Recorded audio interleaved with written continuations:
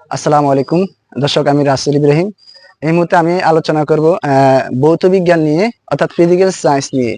ভৌত বিজ্ঞান শব্দটা শোনা মাত্রই অনেকে মনে করে এটা কৃষি শিক্ষা কিংবা কৃষি জাতীয় এরকম কোনো নর্মাল সাবজেক্ট।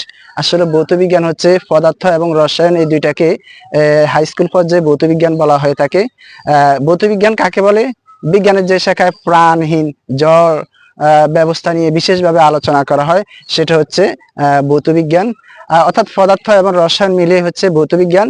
আর এই ভৌত বিজ্ঞান পোস্টে পদের শিক্ষক হওয়ার জন্য আপনাকে অবশ্যই ফিজিক্স কিংবা কেমিস্ট্রিতে অনার্সধারী হতে হবে। ইতোপূর্বে আপনারা দেখেছেন যে যারা ফিজিক্স অনার্স করতো তাদের লিখিত হতো শুধু ফিজিক্সের উপর, আর যারা কেমিস্ট্রিতে অনার্স করতো তাদের লিখিত হতো শুধু কেমিস্ট্রির উপর। কিন্তু সম্প্রতি দেখা যাচ্ছে যে ভৌত বিজ্ঞানের শিক্ষক হতে হলে আপনাদেরকে 18তম নিবন্ধন থেকে ফিজিক্স এবং কেমিস্ট্রি উভয় বিষয়ের উপর লিখিত পরীক্ষা দিতে হবে।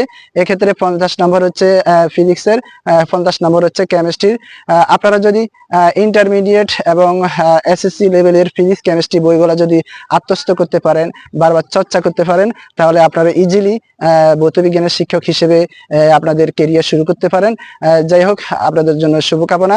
আপনারা ভালো থাকুন, সুস্থ থাকুন। আসসালামু আলাইকুম।